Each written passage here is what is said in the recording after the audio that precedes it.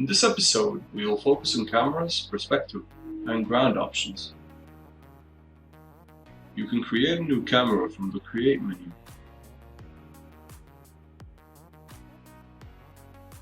You can press on the camera icon next to the scene browser. Select the current camera you're using. The field of view value adjusts the camera perspective. Given a low value like 15 can make your camera nearly orthographic, which can be useful from an engineering point of view.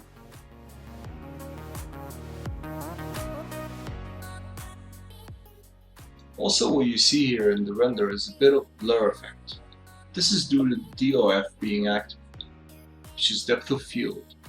It depends on the focus distance, which is in meters, and the lens radius, which gives more blur to the areas nearer or farther than the focus distance. Ground options can also be accessed from the Environment tab. The shadow strength is very crucial to adjust, depending on your selected HDRI.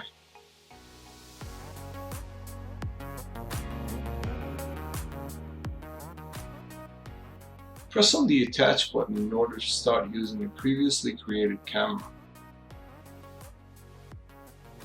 In case you want to use your HDRI as a background, you should adjust the camera to a rather high field of view value.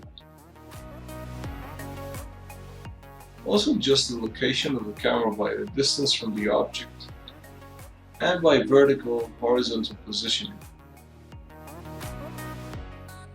Material tweaking is your last step toward a final, satisfying render. Next last episode will explain how to adjust your render resolution or render an animation.